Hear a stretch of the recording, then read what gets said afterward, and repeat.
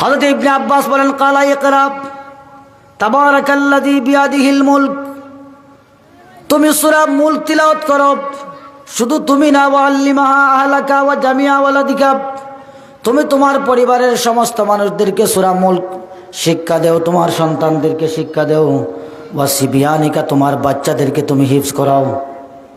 ওয়া জিরানিকা, তোমার প্রতিবেশীকে তুমি সূরা মুলক পড়াও, তিলাওয়াত শিখাও।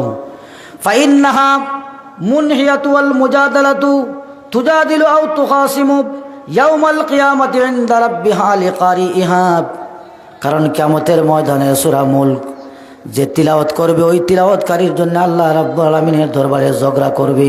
সুবহানাল্লাহ। কিয়ামতের ময়দানে সূরা মুলক যে তিলাওয়াত করবে তার জন্য আল্লাহর কাছে ঝগড়া করবে। ঝগড়া মানে কি? আল্লাহ চাইবেন জাহান্নামে দিতে, কোরআনে কারিমের সূরা মুলক চাইবে আল্লাহ এই লোকটাকে জান্নাতে দিয়ে দিন। সুবহানাল্লাহ বলুন। তাহলে লাভ না ক্ষতি? কথা বলেন, আবার জুড়ে কথা বলেন। লাভ। তাকো তুখাসামু ইয়াউমাল কিয়ামা, ইবনে আব্বাস বলেন কিয়ামতের ময়দানে সূরা আল্লাহর সামনে মানুষের জন্য ঝগড়া করবে। আরেকটা হাদিস নেন, তিরমিজির হাদিস, আন ইবনে আব্বাস রাদিয়াল্লাহু তাআলা قال ضرب رجل من أصحاب رسول الله صلى الله عليه وسلم خباه على قبر وهو لا يحسب أنه قبر। ইবনে আব্বাসের রাওয়ায়াত, তিনি বলেন একজন রাসূলুল্লাহর একজন সাহাবী রাত্রিবেলা এক জায়গায় গেছেন, একটা তাঁবু টাঙিয়েছেন। রাত্রিবেলা গভীর রাত্রে একটা জায়গায় একটা তাঁবু টাঙাইছেন থাকার জন্যে। আরবে যারা গেছেন এরা দেখছে যে আরবে যে কোনো জায়গায় তারা অনুষ্ঠান করে, তাঁবু টাঙাইয়া অনুষ্ঠান, বালুর উপরে অনুষ্ঠান শুরু করে। তা তাঁবু টাঙাইছেন কোন জায়গায় বলে একটা কবরের উপরে, কিন্তু তিনি জানেন না যে এই জায়গায় কি আছে, কবর আছে, কবর আছে এই জায়গায়। তিনি জানেন না এটা কবর, কবরের উপরে তাঁবু টাঙাইছেন।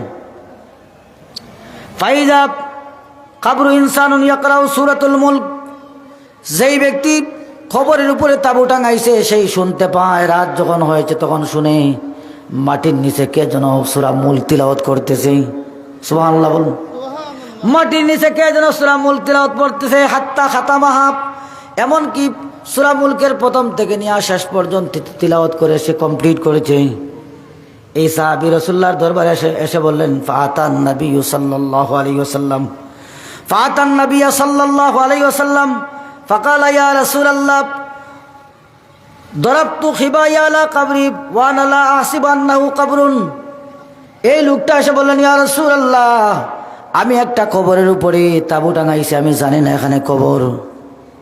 রাত যখন হয়েছে তখন শুনি কবরের নিচ থেকে কে যেন সূরা মুলক পড়তেছে। সুবহানাল্লাহ।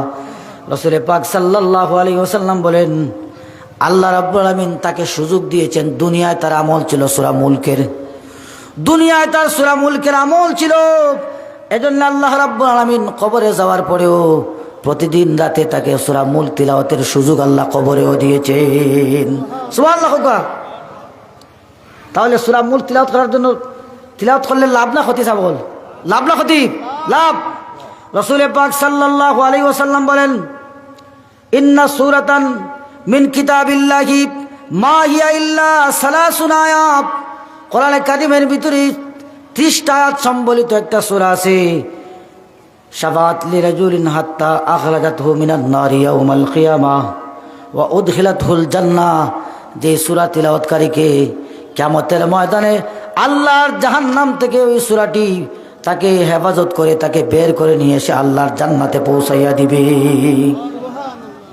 এই সূরা যদি কেউ তিলাওয়াত করে জাহান্নাম থেকে, জাহান্নামের আগুন থেকে তাকে এই সূরা আল্লাহর সাথে ঝগড়া করে তাকে বের করে নিয়ে এসে জান্নাতে পৌঁছাইয়া দেওয়া পর্যন্ত সে কষ্ট করবে।